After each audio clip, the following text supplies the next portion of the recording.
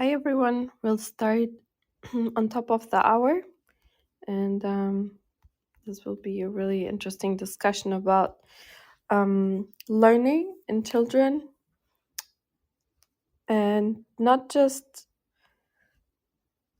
how kids just learn the fastest, but also respecting their emotional well-being at the same time.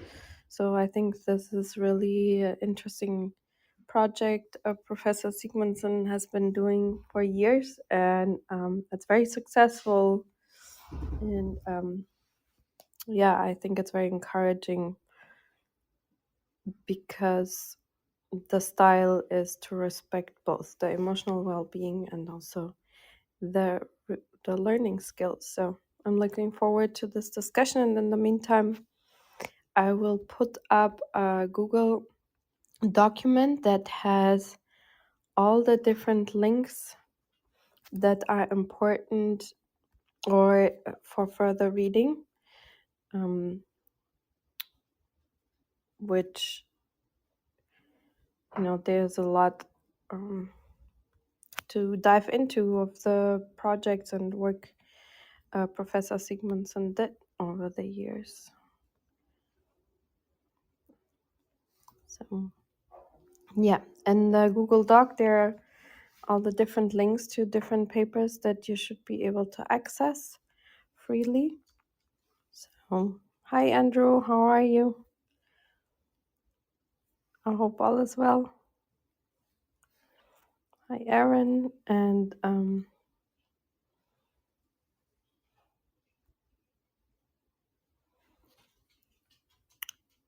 yeah, we'll start soon. Kareem, you raised your hand. I tried to pull you up, but I'm not sure if it's working right now. So check maybe in your profile if there's an invitation. If you click on your profile, there should be maybe an invitation to speak. Hi, Katrina. Hi, how are you? How are you doing today? I'm good. I'm over the moon in the moment. And yeah, Dr. Professor Sigmundson just arrived, Hermundur. Hi, can you hear us? To unmute again, it's all the way on the bottom right. There's the little microphone symbol. And if you click on that, you should be able to speak. Yes, do you hear me now? Yeah, now we can hear you. How Very are good. you? Yes, You I'm for good. coming. You also? Yep, good. Yes, very good. I'm here in Iceland now, so Yeah. we have yes. So you are in New York, or? Yes. Yes. I So, am. The weather has been quite mild, actually. I don't know, how is it in Iceland? Is the winter still winter? yeah, it's been a very tough winter, with much storm and icy roads and much snow. But now it's quite mild now. Last week now, 5 to 8 degrees. So it's quite good now, and we are very happy with 5 degrees and not so much storm.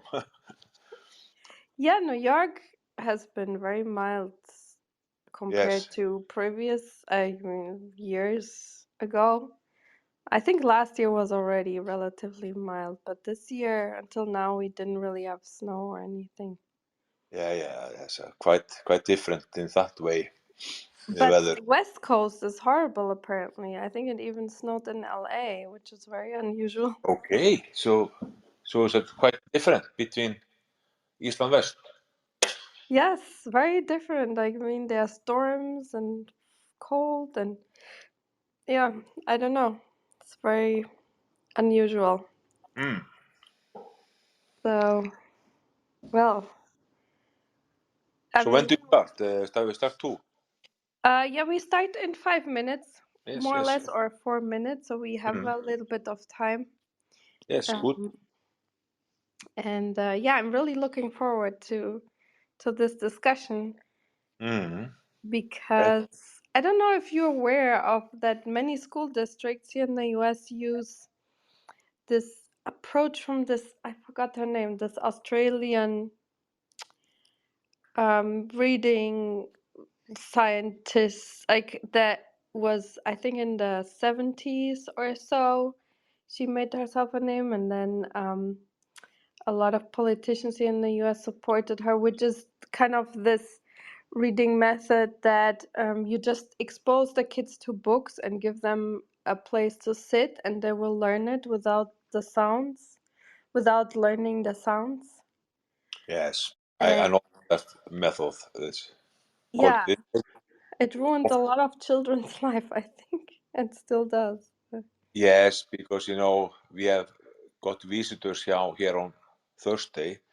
Stanislav Dehaene, one of the biggest in this field, from France, College of France, and he have been working on this kind of from this neuroscience perspective. And he said, if you don't use phonics, the stuff, letter sound knowledge, you'll not be able to read. Yes.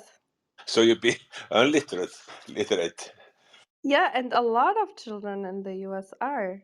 Yes, because we must, and we especially important for the boys.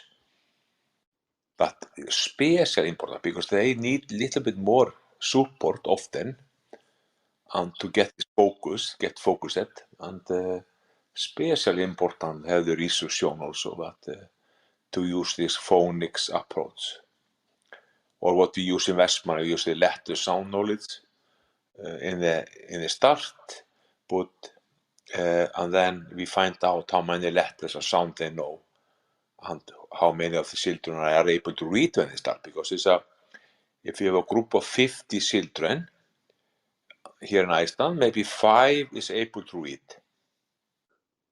They can read words or sentences when they start school at 6. Mm-hmm. So you have 5 who know no letters, not able to read at all, and they know only 1 or maybe no letters. And they need to have, we have found it in Norway, where we had 29 signs in the alphabet, or 29 letters, but you need to know 19 plus minus 5 to be able to break the reading code. So that's a very, very important to don't jump over this stage of the reading process.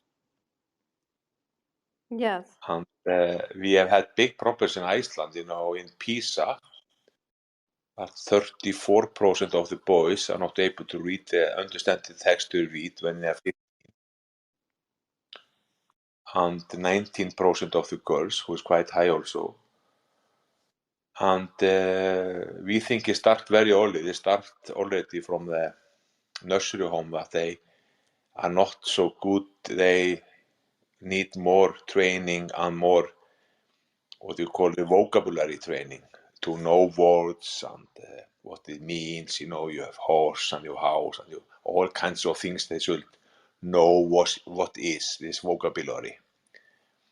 So we think that they start already in the nursery home, and that age, 0-6 in Iceland, that they have not the same vocabulary as the girls.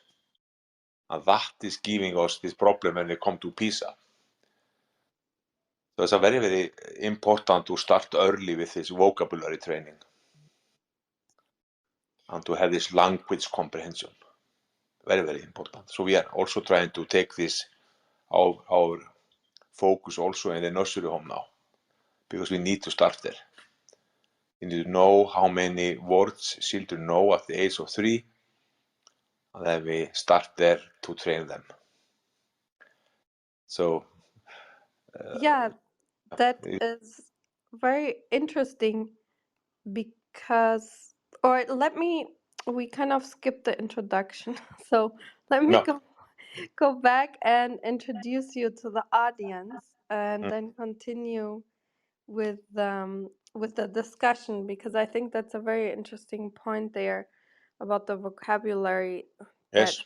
that was learned before. But yeah, so welcome everyone to Science Society, and of course a special welcome to Professor Hermundur Sigmundsson.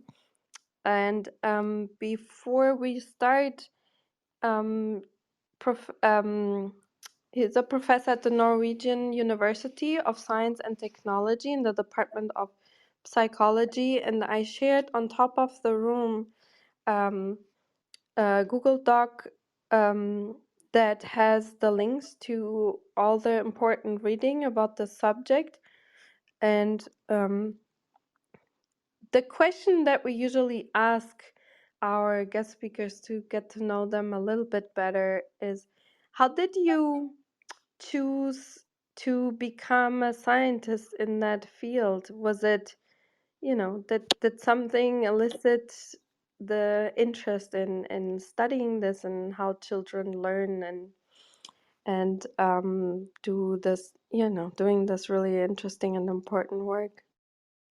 Yes, when I take my master degree in 1992, then I got really the interest to take the way forward to learn more about. Then I was really interested in motivation factors. I was really interested in skill development and learning.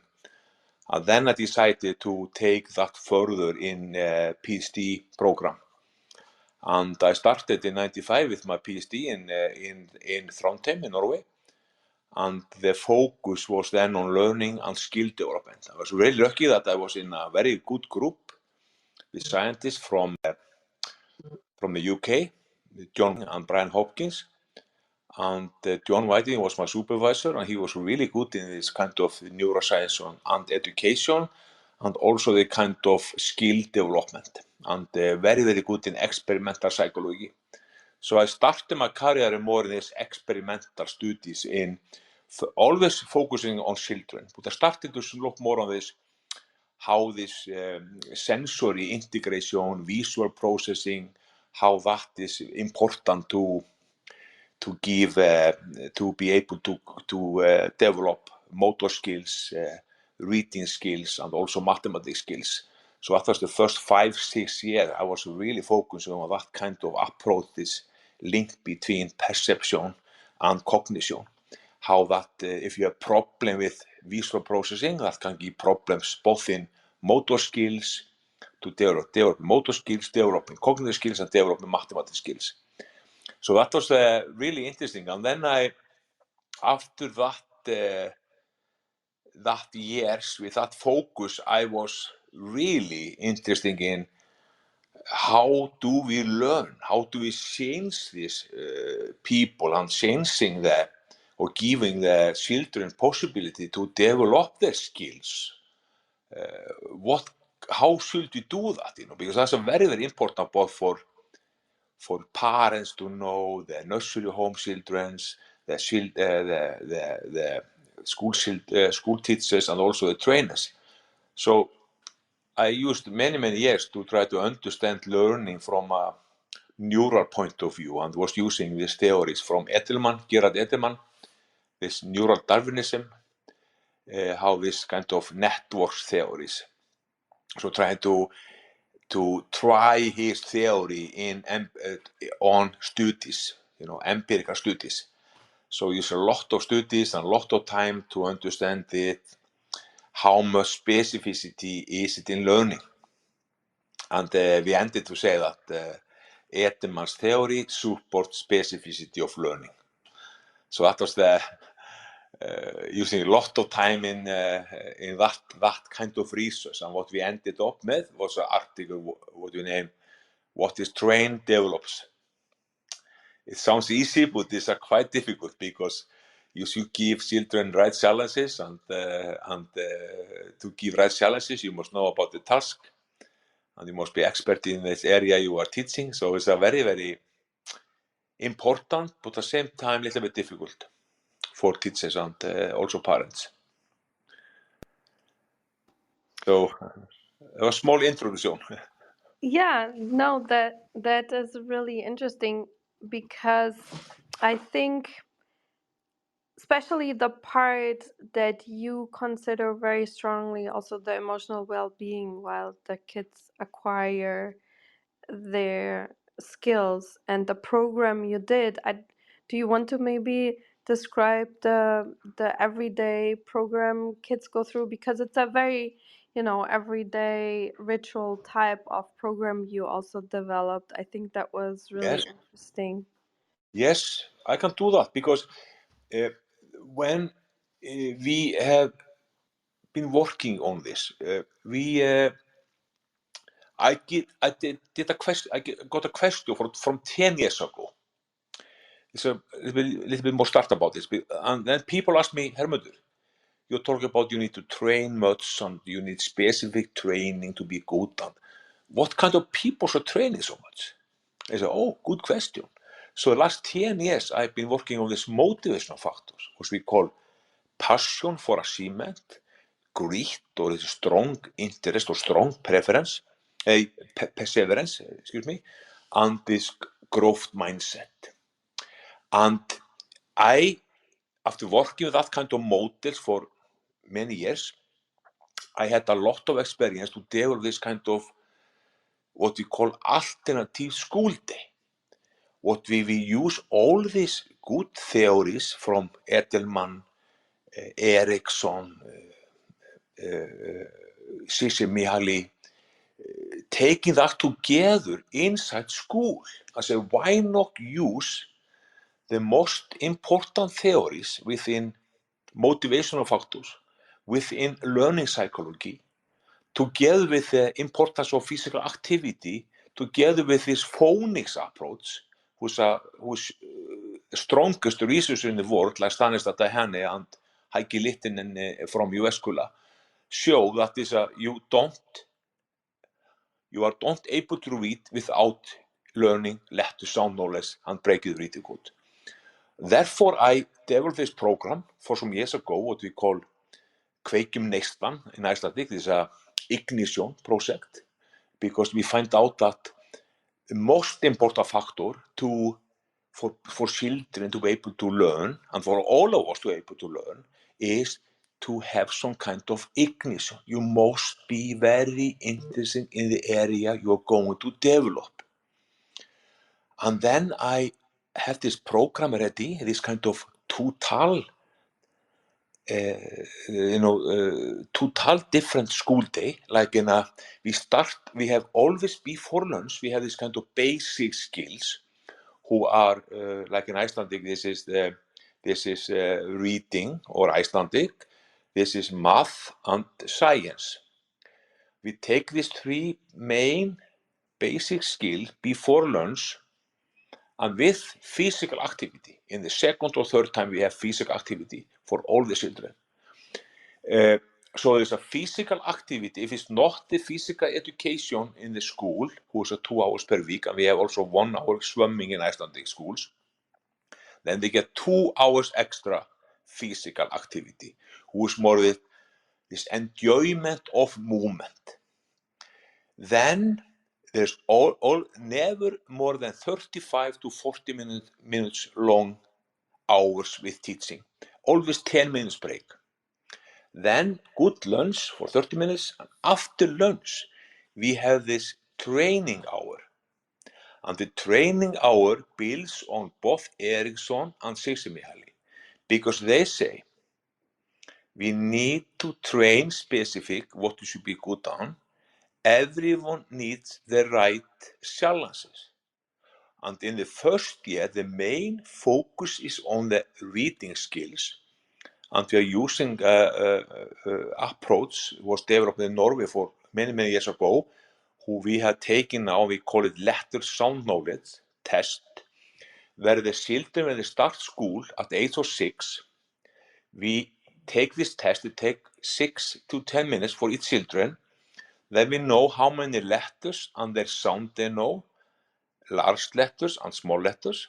We know if they are able to read words, are they able to read sentences, or are they able to read short text. But all this information get when they start school. So Ole and Johan, who was not able to read and they know maybe one or two letters on their sound. They need specific training on the letters sound knowledge. On the other end, you can maybe get two children who are able to read. They read sentences, they are able to read small text, and then that group get the possibility to choose their own book to read.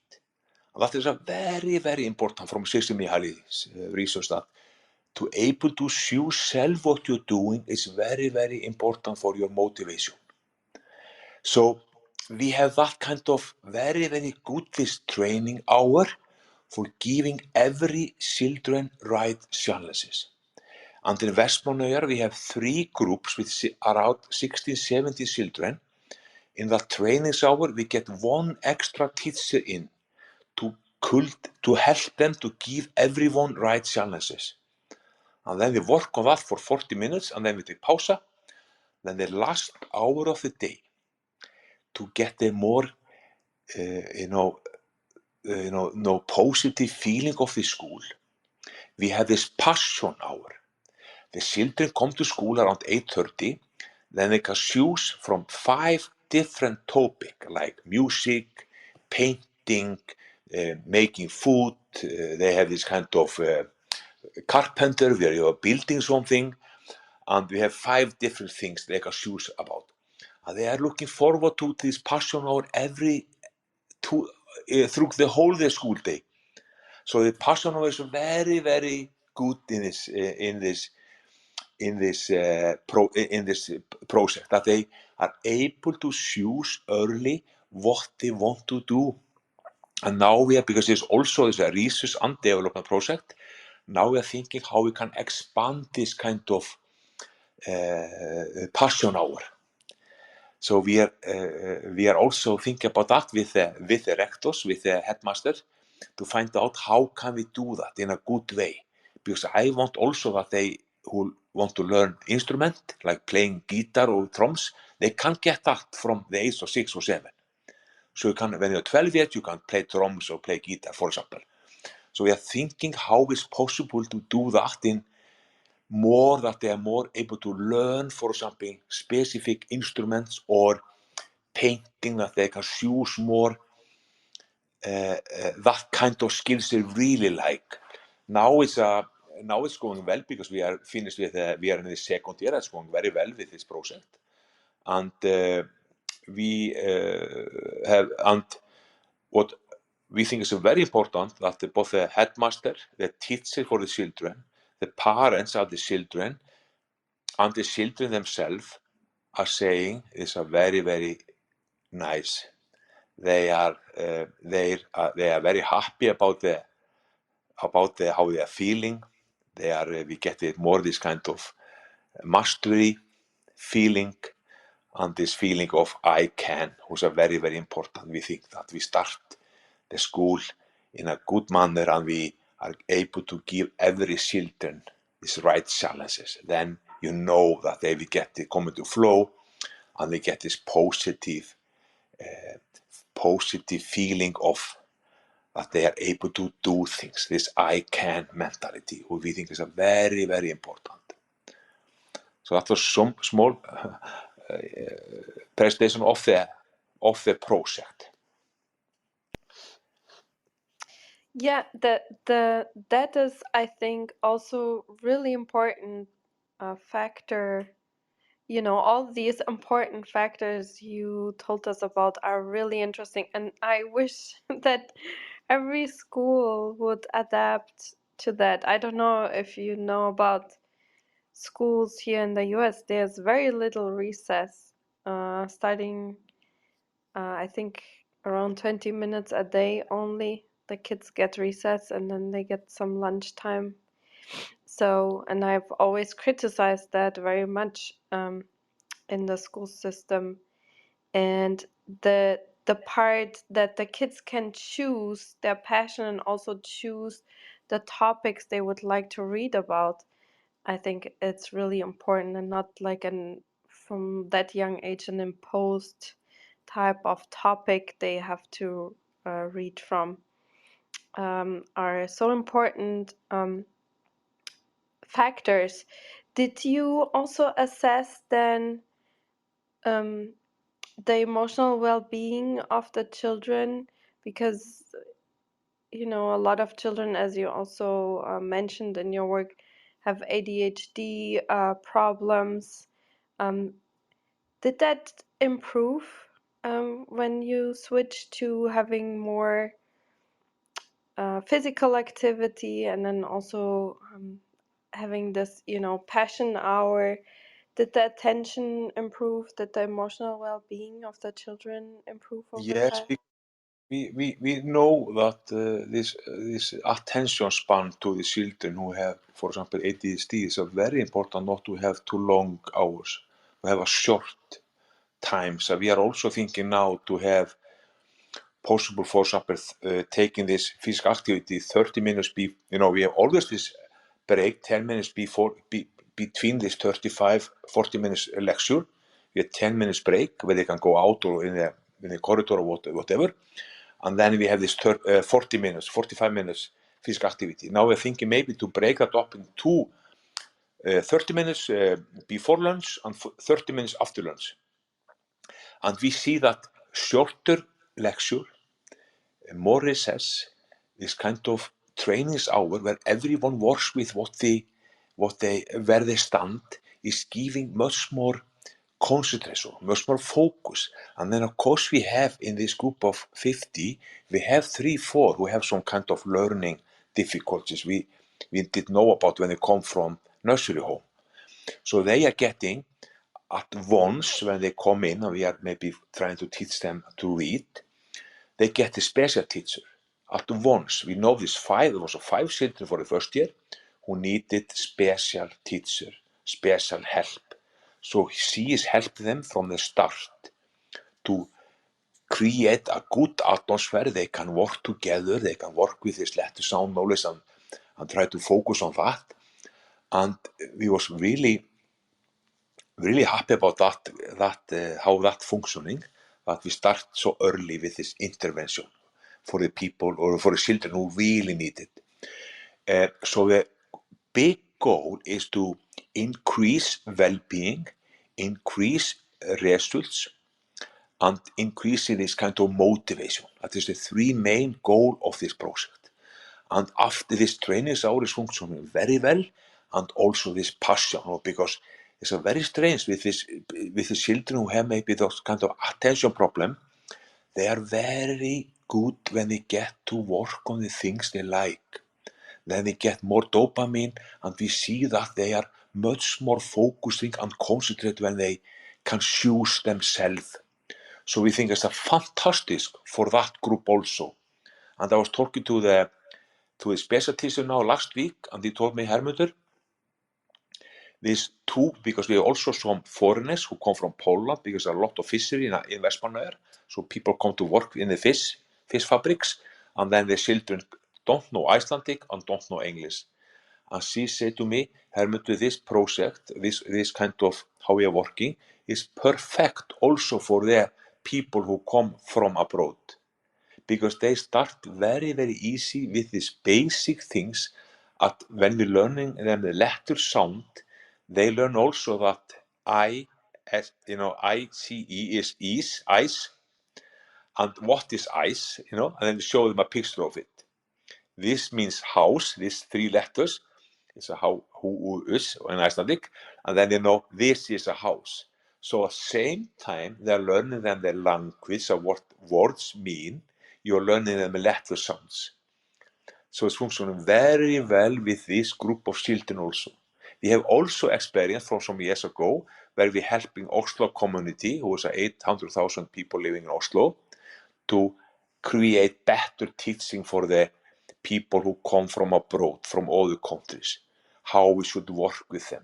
You take to integrate this language development with letter sound knowledge and to learn to read.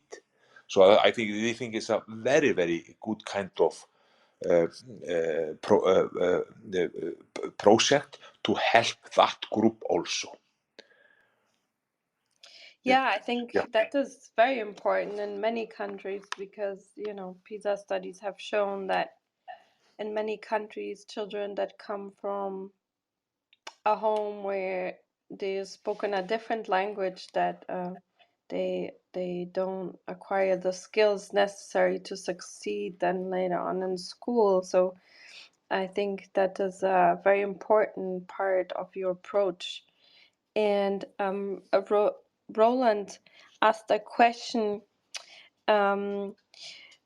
Would you agree that the current educative system, I assume in the US, but correct me if I'm wrong, Roland, is not built around the outcome for children, but rather the cost model of the school and globally? And where would you strike the balance? That's a very good question.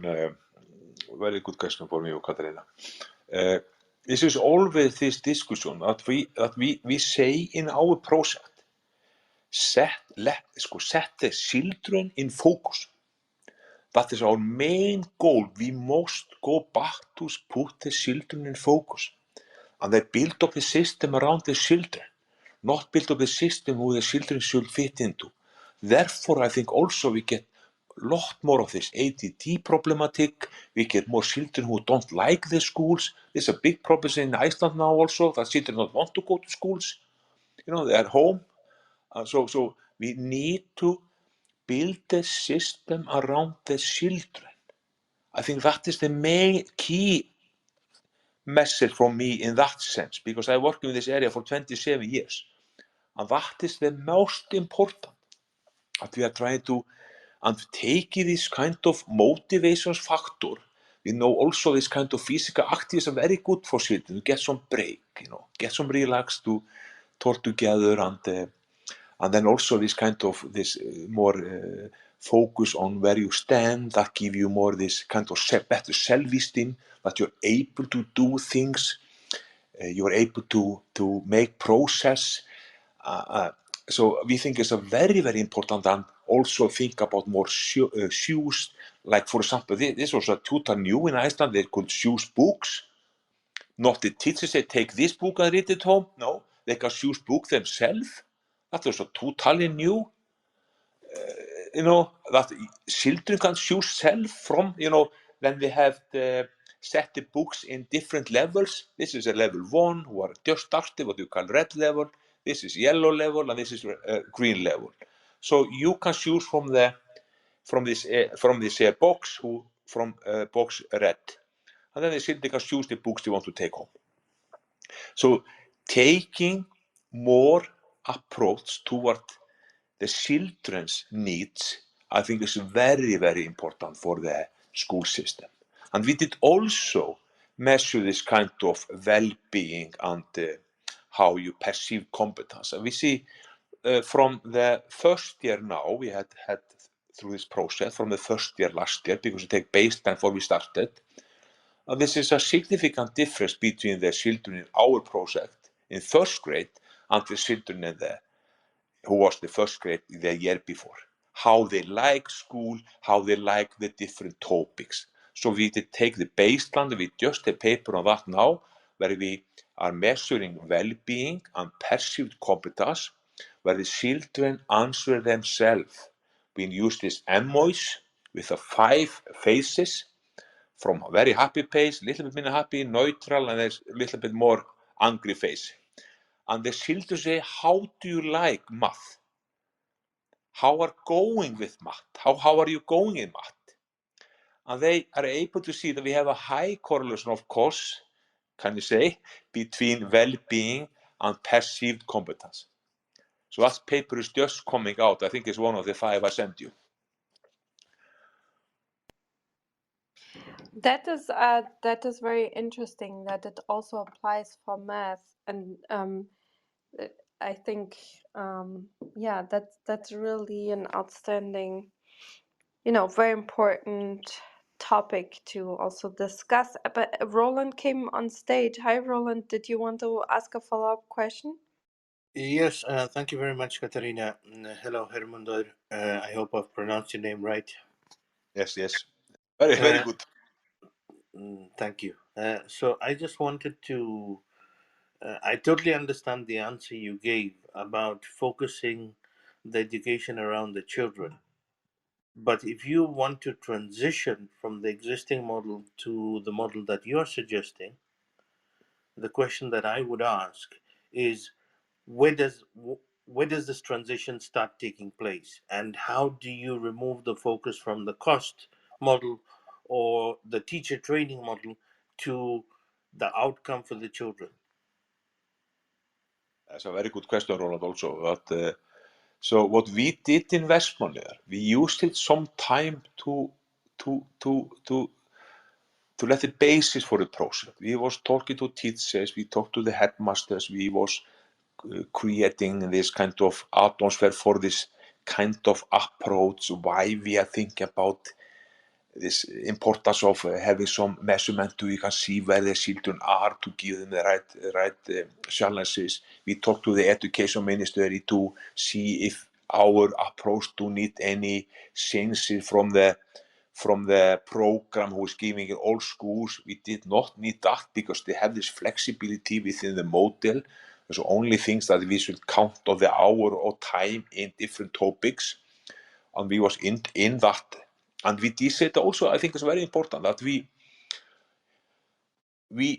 started with the first grade, and then we take the first and second grade, and now we are just finished. We are nearly finished with the second year now, and then the next year we have first, second, and third year. We start slowly with changing, and what we find out, it doesn't cost them any more than earlier. And I think also this project, this kind of approach, are giving also lower cost to special education, because they find now that getting the special pedagogists in straight away when they start the school to help them like with that important topics like reading is very, very important. We was very happy about the outcome, where all these 50 children in the project was able to read words after the first year. So we was really happy about it. Also these 3-4 who come from abroad, 2-3 also had some learning problems, all was able to read simple words or breaking the reading code. So that we saw the success in that rate, and we have a student from Norway who was doing the little bit similar kind of measurement in September, January, and May, and they find out 72% was able to read words after the first year, and we was in 100% the first year. And now our goal now is that 80 to 90% will be able to read text after the second grade. And I think that, of course, it's important with this cost model for the, I think, the communities. But I think that it will, when we are taking this into school, we will get less cost in special pedagogy. I'm sure about that. Was that some answer, Roland? Yes, thank you very much, Hermundur, for that. If I can carry on with just two more very quick questions. Did you see more engagement from the children in terms of interest in learning? And the second part of that question is, how has it affected the teacher training model? Yes, it's a very good question, Roland, about the children. We see much more engagement, especially in these training hours, where they get the right challenges. Was working with almost every children was working with different kind of challenges, and we saw they gave them this extra feeling of, yes, I'm able to do this. So what we say, I can feeling. And we also, I heard from the assistant teacher or headmaster for some weeks ago, and because we have 3 groups in Vestmannaeyjar who maybe they are together, the 16, 17 children in each group, but this passion hour, when they can choose different topics across the groups, was giving more interaction between the different children from different groups who not have been there earlier.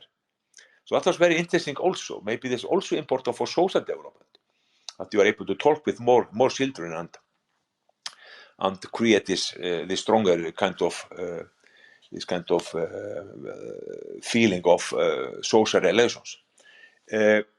We think also, we are working together with the educational faculty here in Iceland, in the University of Iceland, and we are now trying to develop a course for the university who will take these important theories we are using to build this project together with experience from the project and this kind of research we have now from research. Not everything is possible to do a research on, but we are trying to do as much as we can to be able to understand this process. And also very important what we think also this kind of how do the teachers like this model. They think that they can relax more. It's not the same stress as earlier, and they feel that they are more happy, and the same we can say for the children.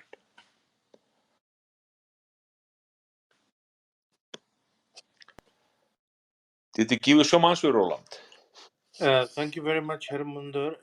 Thank you, Katarina. I'll move myself back to the audience. Great stuff. Great listening to you both. Thank you for those great questions. Those were really interesting.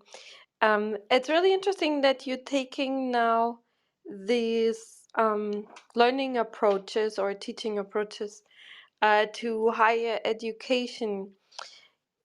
I'm also wondering, when the kids get into this preteen, teenage, a lot of children kind of drop an interest in school and different subjects, and then also and paying attention in school due to being teenagers and like peer pressure and so on. Did you think of moving also this approach into that age category, let's say from 12 to 16 or so? And would you change anything about that age group? I don't know if you have thought about it, but I thought that would be pretty interesting. Yes, we have thought about that. Our aim is now to follow up the children in Vestmannaeyjar for 10 years. And everyone, the first who started in our second grade, and we take the first and second, and then next year, first, second, third. So our aim is to try to involve this motor with more the basic skills before lunch, physical activity for lunch, and maybe also after lunch, this kind of training hour. Then they can maybe not be reading as the first year, and now we have the second year reading and math and science, and then we can have this passion hour because we have a little bit longer school day when they're older. Then we can take maybe social areas, science about the social system and these kind of things, and then we have always this passion hour, or where they can choose themselves. And we are now thinking with the school leadership, how are we able to do this when you're older? What kind of subject can they choose from? Because we think that is a very, very important for how they like schools to have this kind of, they can choose it in the end. They end the school in some positive things they like to do. And I would like to go more towards also this kind of skills like carpenter, this kind of, what do you call this in English? This kind of where you can work with electricity, you can work with the hair of people, we can go a little bit more towards that also in this passion hour. So we give them the more possibilities. So, and then they can maybe after also a while, they can maybe choose also. We are also thinking that maybe when you are over the 5th or 6th grade, you can maybe choose 2 topics you will focus on. Like if I like really to play guitar, I will get the chance to play guitar 2 times a week in the school, or 3 times a week, or you choose guitar and maybe painting. then it takes 2 steps forward. We think if we give this more this kind of autotelic experience that you feeling I am able to choose myself and that will give better well-being. And clearly we're also working on that in the high school in Norway now and here in Iceland to try to get even more that they can choose about, not and try to find out what should be in the base, what should be the basic in also the high school, and try to think about how are we able to give the students as much possibility of choosing their topics also in the high school, So that's we are really thinking about this, and we have a group of people here really working on this, both here in Norway and Iceland. And I have been giving now the last 10 years master degree with this focus on theories and very, very important theories for development, learning, motivation factors, and reading and basic skills development. So we have a lot of students now coming out to taking PhD now with this knowledge. So we think it's a very, very important as Roland Institute to create this also into university, what we are doing. We can give lectures about this, we can give a course about this kind of important theories for development and learning. I think that's really important, and I'm sorry, my dog is barking. I don't know, but in a lot of countries we have, at least in Germany and so on. I don't know how it is in Norway, but we have a shortage of skilled people to do all kinds of jobs right now, and especially hands-on jobs, like you said, carpenter, build the electricians, build things around the house. And I think that since school has been so theoretical that people didn't even get the chance to develop the passion for these sorts of hand-on skills anymore. Do you think that this is a factor that led to this problem, and would you think that that's why it's very urgent for those countries to adapt this type of teaching program? Yes, I think so. And if we are taking these theories really seriously, like Csikszentmihalyi's work about flow and well-being and achievement, of course we should give children and adolescents more choice of topics, and also because it's very, very important if you are thinking about, for example, science, how important science is in our society today, to give children good science background and education early. So you can also know about why it's important, to behave for example, in the nature. At the same time, we should give them this possibility of early experience in carpenting, creating, fixing some motors of cars, or fixing some electricity, or fixing some hair of people, or whatever, or some design, for example. Of course, we should introduce that early, as we say in our theory of passion. We say find your passion and develop it. And I think it's a very, very important point that we find out people who are excellent in areas, like when we work on our book project was the name was expertise, but I talked to 23 experts. I saw in Darwin, Darwin's history, and H.C. Andersen history, the famous Danish writer. But the passion for achievement was the most important factor for their well-being and achievement. So we think we should create this kind of passion early, this possibility to find out which area do you like, which area do you want to try out and be better in. not start maybe with these things when you are maybe 15, 16, you never, you don't know what, for example, electricity is, or what you can fix something in there, you know what I mean, or design, So start early with this kind of things. So you can maybe have an experience with maybe 20 things from school. And you say, this too I want to focus on. You know what I mean? So I think it's a very, very important, as you take, Katrina, to take it also forward when you're getting older. Yes, I agree. And also, our life is becoming longer, in developed countries. And the time we will be working, because like the education time takes longer, but also the time we'll be working will be extended, because hopefully continues that we are healthier at a high age. So maybe we won't stay in one type of area of work our whole lives in the future, and to be exposed to different experiences early on would give people the confidence to switch more easily with the ever-changing world.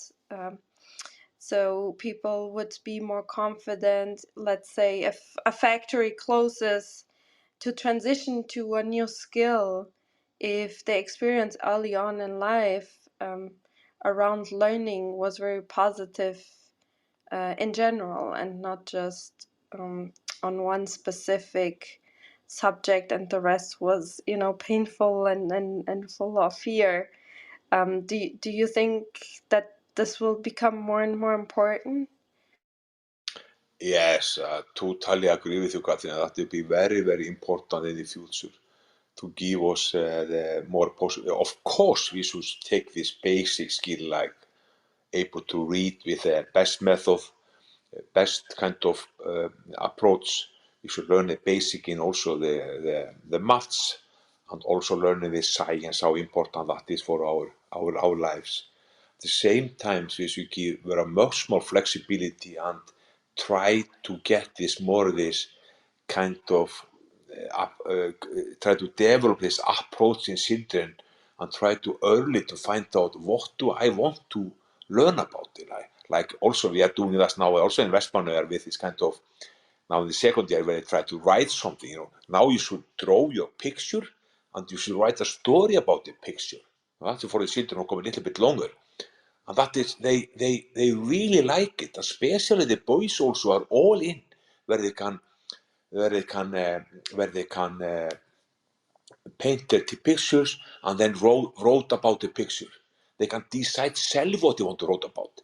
And that is the same that you can say, okay, here we have 10 different topics. What do you want to work on now the next 2 weeks? And I think we create very different kind of attitude also in the group of school children, if we're able to do this. That's not at least because we know how important, passionate. We also know that the people who are very, very good at some things, they have started early to think about it. Like H.C. Andersen, he was started as an age of 5, 6 to create some kind of theater, what he played for his grandmother. Creating self, some kind of persons and activity for the person in a theater, where he play alone. Same with Darwin, he don't like to be in the school, so father was very worried about Darwin, but he was really interested in nature, fishing with fishing fish, fishing some, and he don't only fish the fish, he also paint the fish and know exactly how it looks like and what the name was. So at least 2 great persons in this area have started very early. We know also from Iceland, our Björk, the singer, she started 5 years old to sing. So we know it is often, how are you able to come in and create this, because I think everyone has some area they are interested in and want to like to create and be better in. So I find that area I'm really interested in, that they are able to do early.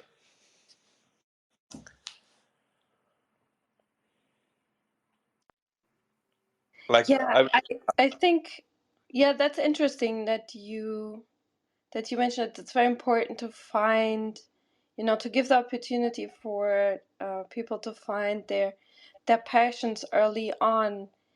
Do you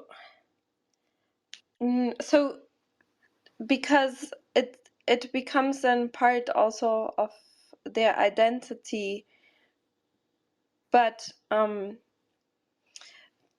do you think that learning this, about the passion, and that you can excel if you find this passion, are people that found this also more positive about learning and about life, basically, if something, or more resilient if a trauma happens or something?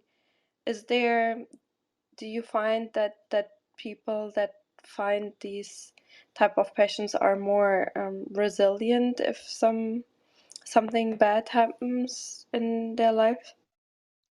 Sko, we know that this passion for achievement, what we are working on, have a high correlation with flow, for example.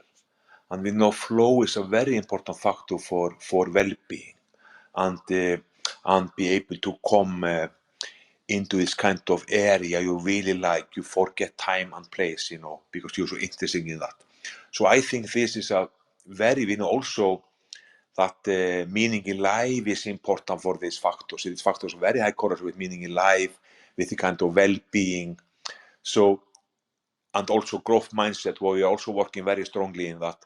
Growth mindset should create or be a basis for all the milieu we are working, that you believe that everyone can develop if you work systematically towards that and are given the possibility of working in that area with good mentor.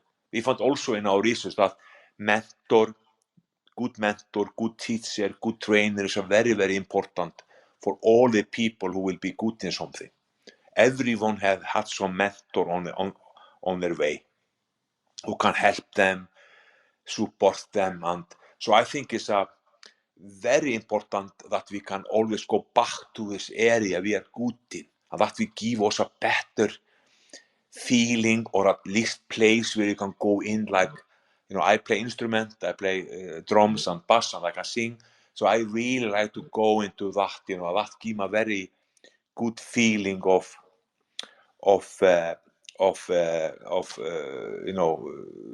this kind of strong in your self-esteem, because you are quite good in this. And I know also that physical activity is very important. We wrote a paper about importance of motion, relation, and passion for the gray and white matter, who is the basic brain system.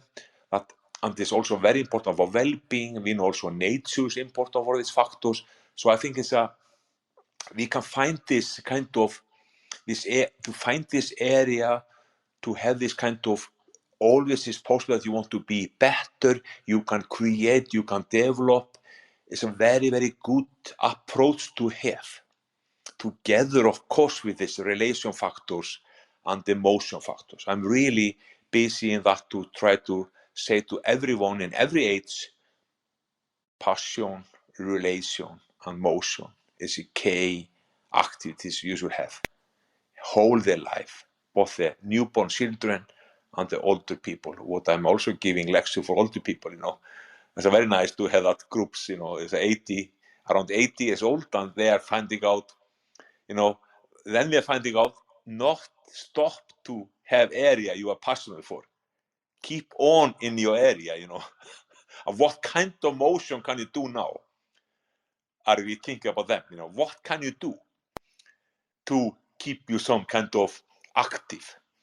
So it's a very, very interesting that all these theories we build on, and also this kind of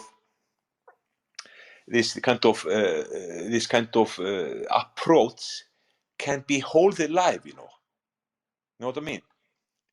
Yeah, Yeah. that is.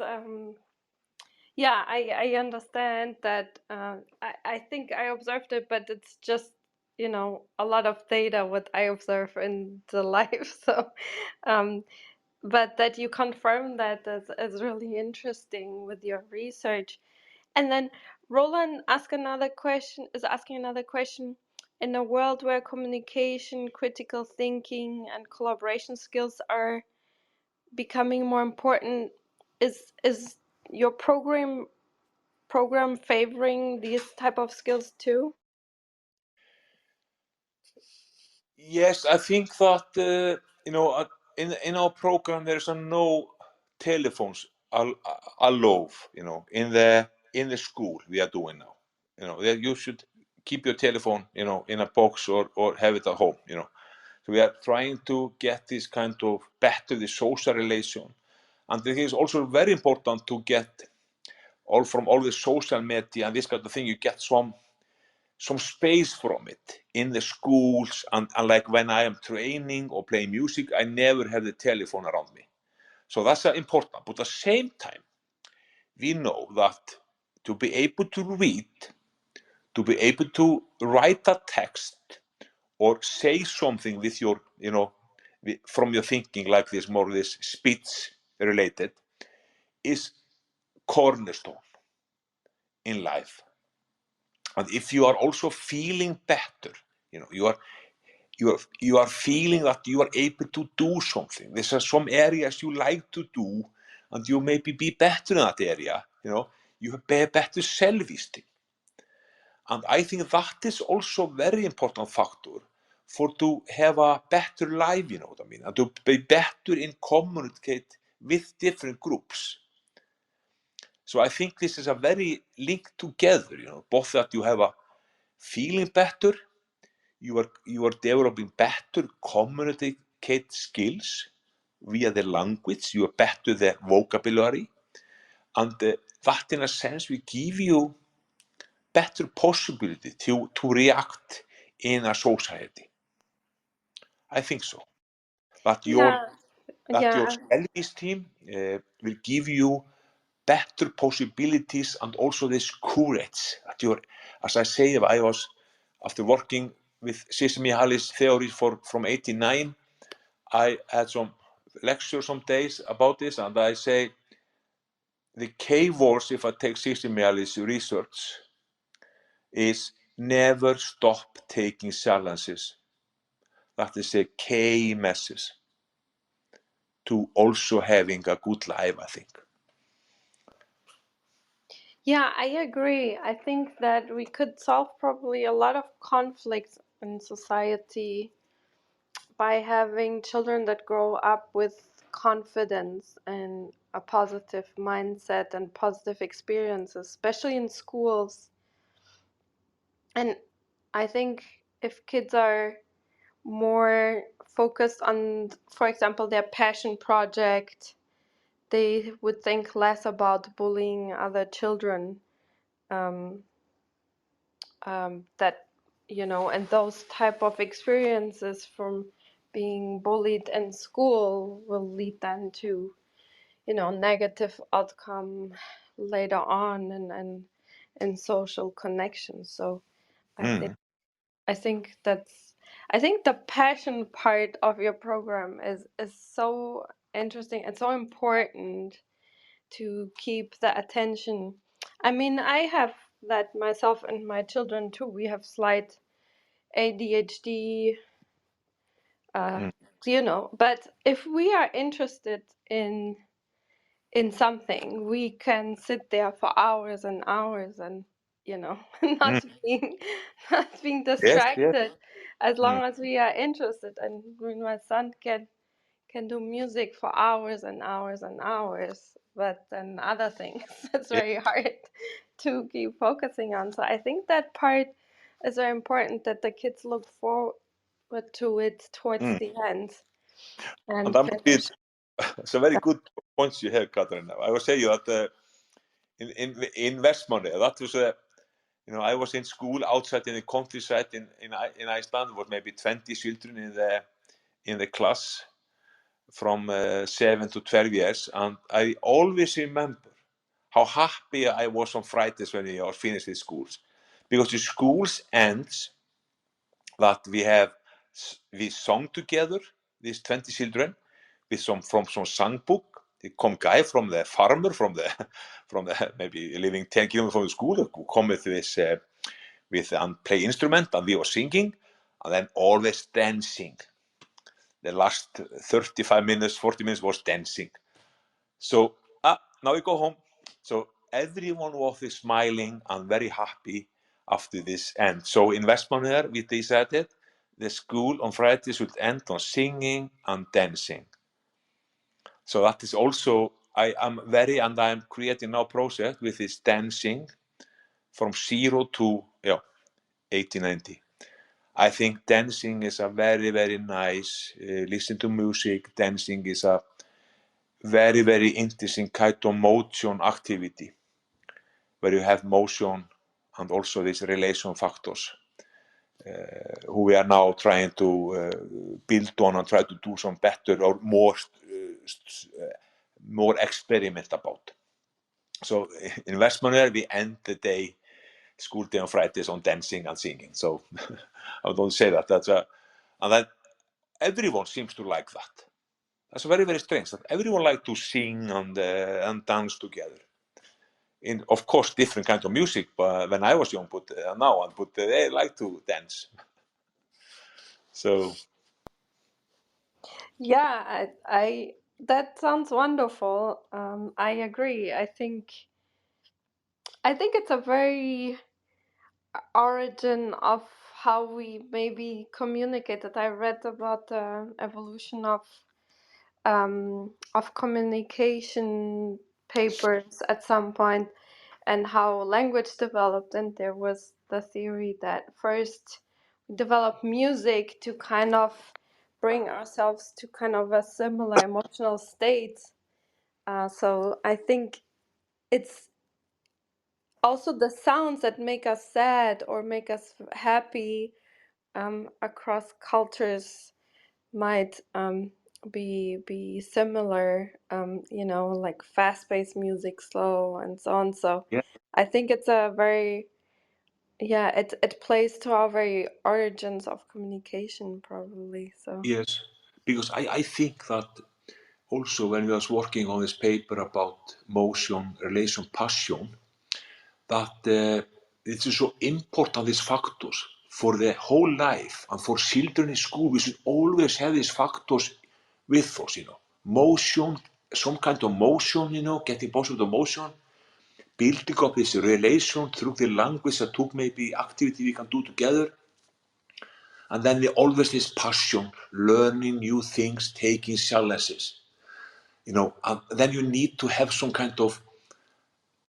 challenges you like to do, really like to do this instead of this. And then you have these three elements who are very, very important for our functioning. That is my key, and I'm trying to link this to all what we are doing now, these three elements of our approach to our also lifespan. We're not only looking on children in school, but we're also looking on, for example, baby swimming. Why is that important? When children in baby swimming from 3 to 8 months, what are that doing for the children and their parents, for example? Is it giving, of course, some motion, some relation with the parents, of course. They are singing together with the baby swimming. And the same, I'm working with 80 years old. What can they do? They can have some motion together.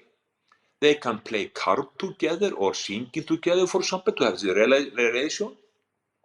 And they try to learn new things or not stop doing things they like to do. Because that's always this problem, that the more passion goes a little bit down with increasing age. At the same time, also growth mindset. But the perseverance is possible to keep on. So you can have the perseverance to stay in things if you like the things. Do you know what I mean, Katrina? That's what I'm really now trying to understand better, this kind of variables. yeah, and it's very important. So I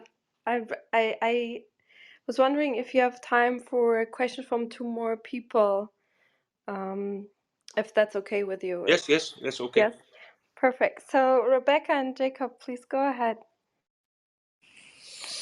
Hi, I think I originally had a different question, but Katerina, after you brought up, I now have is it true that sounds across different cultures create the same emotion in people?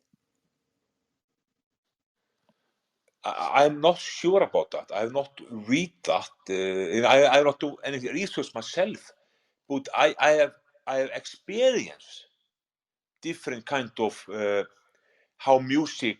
I've been in big conferences where they have some kind of musical experience in that conferences, and this is amazing to see how it get different people to be active in that kind of experiences. So I have that, but it's a very, very good question. Do they move in the same way when you go to the conferences and you hear the music? Do people move in the same way to the same music, even though the people are from different places in the world? I could tell you more about. I was in a conference in Edinburgh with David Lee, one of the biggest names in the experimental psychology, and we had some kind of dinner, and then after dinner was 5 drummers playing on African drummers, and after 5 to 10 minutes, everyone from the conference, 150 people, was coming on the dance floor. Yeah. With this drumming activity, drumming rhythm. That was amazing. But everyone, or the people I saw, was dancing differently, but all can try to follow that rhythm. So for me, it was, wow, this is something with the dance.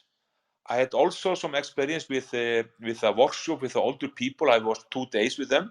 It was from 70 to 85 here in Iceland. And they want to have a disco in the evening.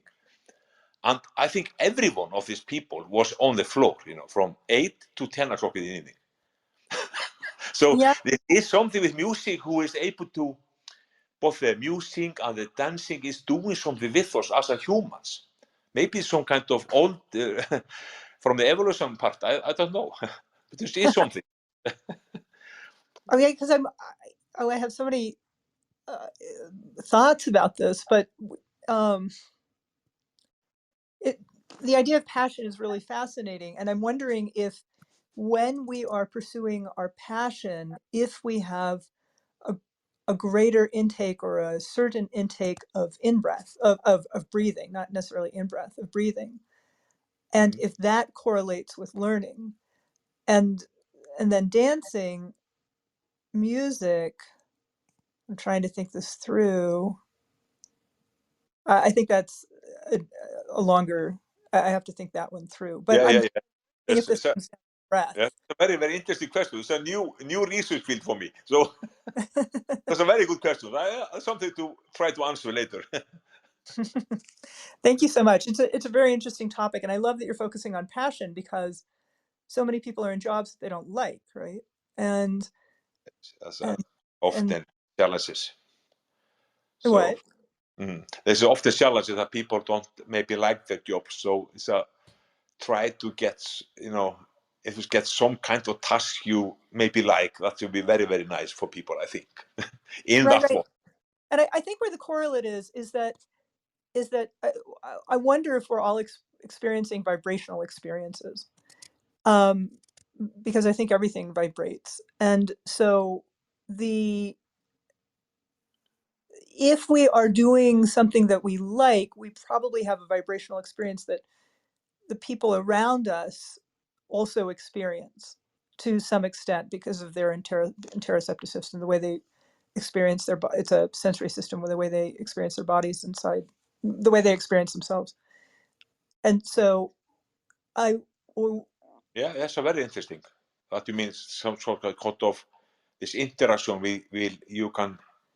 you will give some kind of signal that in this interaction process, you mean. It's very interesting. Yeah, exactly. Yes. And we all have interoceptive systems, right? We all have them, but some people are more in tune with what's happening in their interoceptive system. Some people are not with it, but we all have it. That's very, very interesting, because I have a colleague who's really focused on that, mother-infant relation. Try to understand that better. It's the same here. We're talking about this kind of interaction, and he's looking at a mother and young children, younger than I think 10 months, to see that interaction, between them, how that interact. Mother is a little bit, not feeling well or a little bit sad. That interact with the children have effect on the children. So he's trying to looking at that clearly, that kind of interaction. The interaction, yeah. Yes, I mean, it yes. might be. I mean, that's where you come up with the word empathy, and Yes, so. Yes. Thank you for this good question. I am not able to answer maybe in a good way because I've not been really looking at that, but this is very interesting. Yeah. I'm just so thankful for scientists and researchers who are doing the work and connecting the dots together, because there's so much complexity and so many dots to connect. Yes. We are trying to answer the small, taking the small steps. We don't answer all of them, but we are taking the small steps to try to understand how something is linked together. I think it's important to take these small steps. I think, at least. Yeah. Thank you. Yes. Thank you. Jacob, do you want to ask your question? Sure. Nice to see you, Katarina. Thank you for having me up. Mr. Herminder Sigmundsson. Pleasure to meet you. I'm Jacob. I have like this vague wondering about the universality of behavior. And it's interesting to me how kind of across the board of culture and geographic region, we kind of see like humans smile when they feel good. And this idea of music and dancing, it's like, I imagine like when I get food sometimes, I sometimes I do a little happy dance. And and I've seen this with other people, and it's interesting. Like I'm trying to bridge my understanding of like nurtured cultivation. Like let's say that we engaged in these kind of expressions of positivity. What if we just integrated them into our lives more? But then I think of this idea of somebody being forced to dance, and maybe they wouldn't like that, but I don't know. Like I imagine the expression of kind of singing and dancing. If people were to do it more, I feel like it has health benefits, not only physically but emotionally, cognitively, and yeah, I just wonder what would it look like if we were just to kind of try to cultivate more positivity? Because I feel like that's what we do on a daily basis anyway. We use our framework to kind of add more good, what we perceive of as good, to our lives, and then the bad stuff we try to reframe it or solve or fix or change it in some way. And because we observe these kind of universal expressions of positivity, I wonder what it would look like if we try to, I don't know, like start at the end point and just try to cultivate what we understand as positive. But then again, how would that even look like? So anyway, it's just like a vague thought that I had.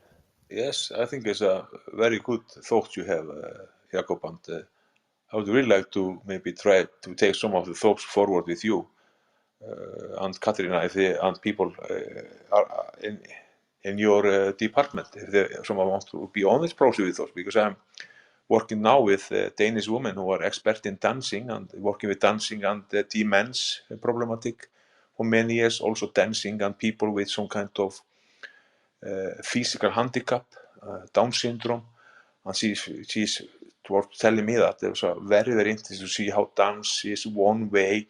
No one is most dance, but they're given the possibility of dance and singing. We hear music, and very many of these groups she talk about really like that kind of settings. And I have a lot of experience both with children, with baby swimming from 3 to 8 months, and also with different age groups in schools, and also older people, how dance is one way of activity was very positive for many of them.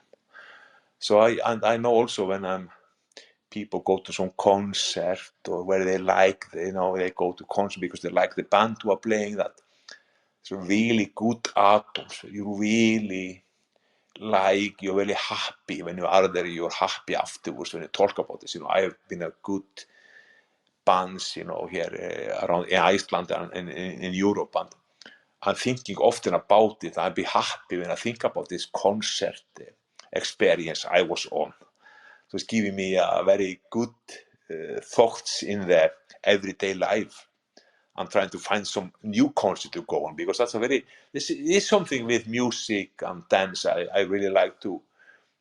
Therefore, we are having that in our process, that it's something there we like to see more about and maybe look more on the well-being factor with dance, and that we are trying to do in our positive psychology approach. But very good question from both Rebecca and Jakob. Thank you. Yeah, thank you. Yeah, thank you so much for those questions. And the dancing part is really wonderful, because I think a lot of people, shame plays a big represents a big hurdle for a lot of people, to be ashamed to do certain things because they think they're not good at it, or there has to be a certain way or look a certain way to do specific things. So I think addressing shame in a way to just have it in everyday life and in school since always would probably also address that shame factor, if it's just something normal we do. And we have, I don't know if you still have some time, because Anna and Peter just joined us here. So please let me know when you have to go, and then I'll tell people that it's too late for Yeah, questions. I have maybe some minutes. Maybe I must go around 20 past. Okay, so we have 8 more minutes. Okay, Yeah. Anna, please go ahead with your question. I actually don't have a question. How about that? But I came up on stage because Hermundur, I was really intrigued by your accent, but then you actually responded to that. Yeah, I assume you're Icelandic and not Norwegian, even though you're in Norway.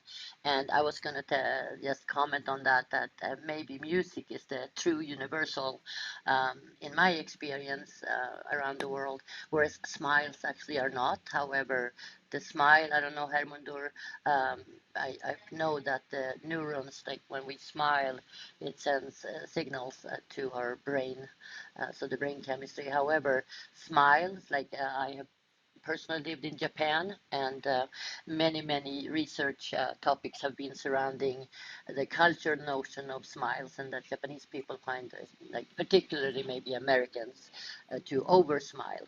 However, I just find everything you seem to be researching, that's my main drive in my own life, as an explorer around this world, because human cognition, human motivation versus discipline, passion, how we tend to learn, as I always seem to be interested in learning myself as well as teaching about the world. I see myself as a cultural enzyme. So I was just honored to be in your room, Hermundur. Thank you. Thank you very much. Tack. It's Tack very, så very good. mycket. Yeah, tack. Yeah, thank you so much, Anna. That was a nice, really interesting share, especially about the Japanese culture.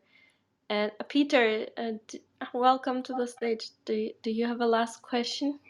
Yeah, I had some thoughts about what you said about a number of things. I've missed some parts, but I looked over some of the articles and so forth. The thing that was said about shame, to comment on that, it's one of the problems with school, as far as I see it, is that you're not taught that being curious and asking questions so you understand what someone means with something is fundamental for learning, because school sadly seems to promote memorization and parroting, and that's not real learning as far as I see it. So that was the thought on that, because if you change how people are looking at things, and that doesn't matter if it's kids or grown-ups, then their willingness to do things can change dramatically. And so that was the thought there, and that links into what I kind of posted in the group chat, that motivation is closely connected with well-grounded hope. Hope as strategy is almost guaranteeing suffering. And what I mean by that is that if someone sees a path forward, then that a path forward that may lead to success, then they are much more motivated to actually do something. The sad thing is that most people are not seeing that. So I was a little bit like, would that align with what research you have done and what your thinking is? And if I'm wrong, then please tell me and point out what I've missed. It's a very, very good question, Peter, and that's exactly what we are trying to do now, both in high school in Norway. I have one PhD students who are going to work towards high schools and also in a university, because in Norway there's a lot of research going into the how to create more entrepreneurial skills and mindset in university students.